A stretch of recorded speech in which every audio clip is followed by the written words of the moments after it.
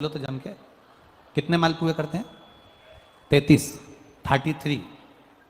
33 मालपुओं का दान होता है। 30 मालपुए, 30 मालपुए तो 30 दिन के हो गए, और 3 जो मालपुए होते हैं उसके ऊपर जो 33वें 3 मालपुए जो होते हैं वो एक मालपुआ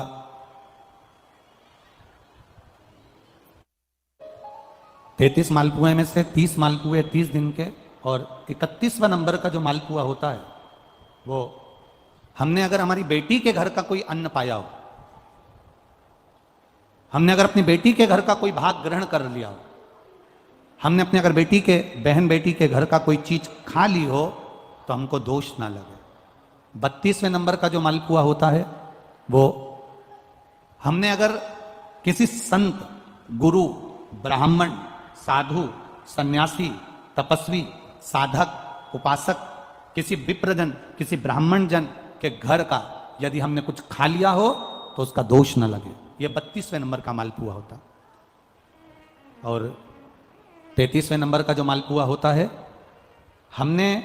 किसी के घर का सूतक या सावड़ का खा लिया हो।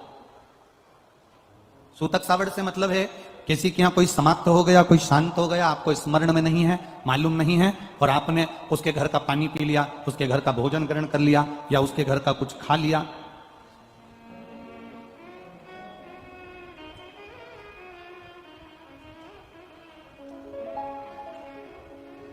हमने अगर कुछ खाया हो,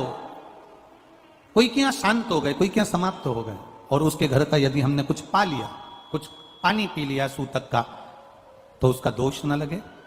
और यदि सावड़ में, सावड़ से मतलब है कि घर में बच्चा हुआ, संतान हुई, बेटा बेटी हो गए, बच्चे हो गए, और उनके यहाँ सावड़ लगी हुई थी, इतने दिन का उनके यहाँ पर सावड़ था, उसके घर का यदि हमने अन्न खा लिया या पानी पी लिया या हमने कुछ ग्रहण कर लिया तो दोष ना लगे। इसलिए हमारे सनातन धर्म में 33 मालपुओं का वर्णन है, 30 दिन के तो वो और 3 वो। अब एक बात और ध्यान में रखना, स्कंद पुराण, विष्णु पुराण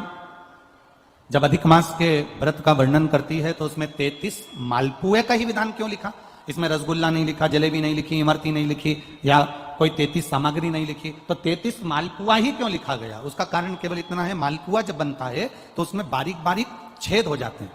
शास्त्र के अनुसार जितने छिद्र मालपुए के अंदर रहते हैं, अधिक मास में 3 वर्ष में एक बार यह मालपुए का 33 मालपुए का जो दान दिया जाता है, इससे जो जीव हमारे पूर्वज, हमारे जो गए हुए जीव हैं, कई भटक रहे होते हैं, कोई किसी योनि में है, कोई किसी जगह भटक रहा होता है, तो वो उस योनि से हमारे केवल अधिक मास में दान कर देने से वो उस योनि से मुक्त हो जाता है। इसलिए इन मालपुओं का वर्णन है, इसलिए इन मालपुओं का वर्णन किया गया है। अब एक बात अपने भीतर उतारिएगा जरा, कि अपने जीवन काल में हम करें, दान करने की मना नहीं, भजन करने की मना नहीं, संकीर्तन करने की मना नहीं,